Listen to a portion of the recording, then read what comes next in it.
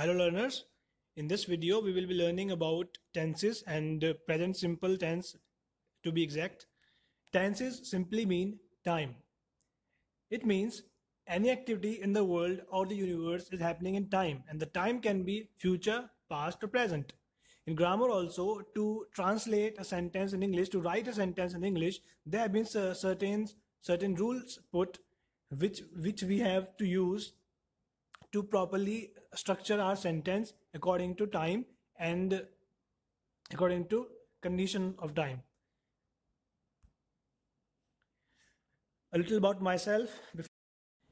I am Donald B.C. Gupta. I am from Faridabad, Haryana. I am a 4th year BTech GIE student at University of Petroleum and Energy Studies, Dehradun. I passed my 12th from Takshila Model School in Faridabad. My hobbies include movies, Hindi and English TV series and music, of course.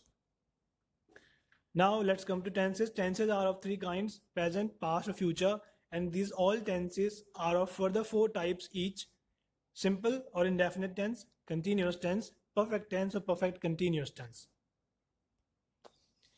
Now let's talk about present simple or present indefinite tense first. How it sounds in Hindi. In Hindi in any sentence, किसी भी sentence के अंदर अगर last में ता है, ते है, ती आता है तो आप समझ जाएं कि वो प्रेजेंट इंडेफिनिट टेंस है.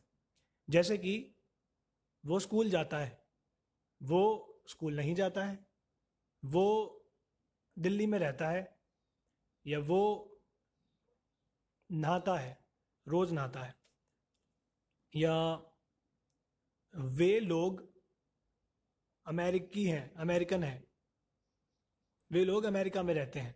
तो ये सब जिसमें ता है, ते हैं, वो प्रेजेंट इंडेफिनिट है. जिसमें नहीं है वो प्रेजेंट इंडेफिनिट नहीं है. क्यों यूज करते हैं इस टेंस को? जहां पर हमें बार बार होने वाले इंसिडेंट्स या एक्शंस को डिस्क्राइब करना हो, या फिर यूनिवर्सल एक्टिविटीज को डिस्क्राइब करना हो. जैसे कि बार बार होने वाली जैसे कि मैं रोज सुबह 5 बजे उठता हूँ. आई डेली अराइज एट 5 AM. और यूनिवर्सल एक्टिविटी जैसे कि सूरज पूर्व से उगता है, पश्चिम में छिपता है. The sun rises in the east and sets in the west. और जैसे कि चंद्रमा पृथ्वी के चारों ओर घूमता है. Moon revolves around the earth. Now let's see the structure of sentences which fall into present simple or present indefinite tense. Positive sentences, subject, then comes verb's first form plus SES plus object.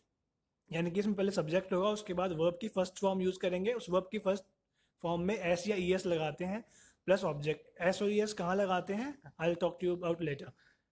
Example देख लेते हैं. If he walks a lot, she goes to Delhi, they live in Delhi.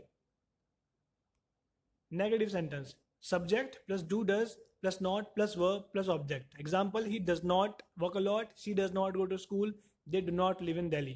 In sentences में he, she और they subject हैं. does या do हमने लगाए हैं अपने need के according. not लगाया है, फिर verb है walk, go and live, और उसके बाद है object a lot, to school, in Delhi. Then comes the interrogative और question वाले sentences, जिसमें पहले डू और डज आता है, देन कम सब्जेक्ट, फिर वर्ब, फिर ऑब्जेक्ट और लास्ट में क्वेश्चन मार्क. क्वेश्चन मार्क लगाना बहुत ज़रूरी है क्योंकि बिना क्वेश्चन मार्क के it will not be counted as a question, it will be a simple sentence. Example देख लेते हैं. Does he walk a lot, does she go to school, do they live in Delhi. Negative interrogative sentences, for them the structure is do does comes first, उसके बाद subject, उसके बाद not, उसके बाद verb, फिर ऑब्जेक्ट, फिर question mark. Example are does he not walk a lot, does she not go to school, do they not live in Delhi. अब SES कहाँ पे लगता है, कौन सी वर्ब, जब हम वर्ब लगा रहे होते हैं तो वहाँ SES कब लगता है, जब सिंगुलर सब्जेक्ट हो. सिंगुलर सब्जेक्ट मतलब एक है, कर्ता उस केस के अंदर सिर्फ एक है. लेकिन यहाँ पर सिंगुलर सब्जेक्ट आई एक्सेप्ट किया जाता है क्योंकि I is a first person. आई में हम यूज नहीं करते हैं SES वाली वर्ब. बाकी he, she, it, name, he, she, it हो शुरू में, और या फिर एक नाम हो किसी का, तो वहां पर जब भी वर्ब आएगी तो वर्ब के पीछे एस या फिर ई एस यूज करेंगे हम। प्लूरल सब्जेक्ट और आई के साथ हम एस ई एस यूज नहीं करेंगे, हम एज इट इज वर्ब का फर्स्ट फॉर्म में यूज करेंगे, आई वी दे, या फिर कई सारे नाम हो एक सेंटेंस के अंदर, like I live here, we do training, और they work in a company. Multiple नाम में Ram Shyam and Mohan study in school, तो इन सब के लिए भी हम एस ई एस नहीं लगाएंगे। अब रूल्स देख लेते हैं कुछ, एस ई एस कहाँ लगाने चाहिए और कहाँ पर नहीं, या एस ई एस लगाने का रूल क्या है, मतलब कहाँ पर हम एस लगाएंगे वर्ब के पीछे और कहाँ पर ई एस लगाएंगे। एस तब लगाएंगे जब वर्ब में लास्ट में या तो कॉन्सोनेंट हो या फिर ई हो। कॉन्सोनेंट आप समझते हैं 26 अल्फाबेट है इंग्लिश में, जिसमें ए ई आई ओ यू ये सब वॉवल है, बाकी सारे 21 जो बचे हैं वो कॉन्सोनेंट हैं। या तो उन 21 में से कोई हो लास्ट में वर्ब के, या फिर ई हो, तो फिर उसके लास्ट में हम सिर्फ एस लगाएंगे, वर्ब के लास्ट में सिर्फ एस लगेगा। फॉर एग्जाम्पल वॉक होता है, वॉक में लास्ट में के है, के इज अ कॉन्सोनेंट, तो उसके लास्ट में हमने क्या किया, एस लगा दिया। तो जब भी ही शी इट के साथ हम इसको यूज करेंगे तो वहां पर ही वॉक्स, शी वॉक्स, इट वॉक्स, इस तरह से हम यूज करेंगे सेंटेंस को। वैसे ही लिव है, लिव में लास्ट में ई है, तो ई के साथ भी हमने एस लगा दिया जैसा कि रूल कहता है। अब ई एस कहाँ पर लगाएंगे, ई एस लगाएंगे जब वर्ब के लास्ट का जो अल्फाबेट है वो या तो ओ हो, एक्स हो, एस एच हो, सी एच हो, या डबल एस हो। एग्जाम्पल देख लेते हैं, देयर इज अ वर्ब गो। अब गो में ई एस लगेगा क्योंकि यहाँ पे ओ है लास्ट में। He goes to school, he goes to market, he goes to a city, she goes, he she it के साथ ही ये यूज होते हैं, जो कि मैं बता चुका हूँ पहले कि सिंगुलर सब्जेक्ट में ही हम इनको यूज करते हैं। सिंगुलर सब्जेक्ट में ही एस और ई एस लगता है। अब मिसेस है, लास्ट में डबल एस है तो ई एस लगा दिया। फिक्सेस है, लास्ट में एक्स है तो ई एस लगा दिया। वॉच है, वॉच में लास्ट में सी एच है तो उसमें भी ई एस लगा दिया। वॉश है, वॉश में लास्ट में एस एच है तो उसमें भी ई एस लगा दिया। अब इन सब के हिसाब से हम सेंटेंस बना सकते हैं। गोज में he goes to school, misses में he misses his mother, she misses his father her father. Fixes में he fixes his schedule, he fixes his deal. Watches, she watches a match. Washes, my mother washes my clothes. ये सब हो गया।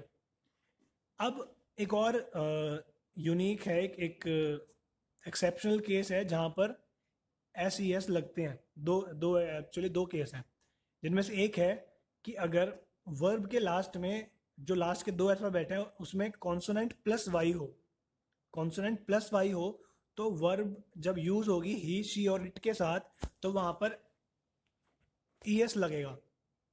Example है study. अब study में last में Y है और उससे पहले डी है, डी इज अ कॉन्सोनेंट और फिर वाई है, तो हमने क्या किया, वाई की जगह आई ई एस कर दिया।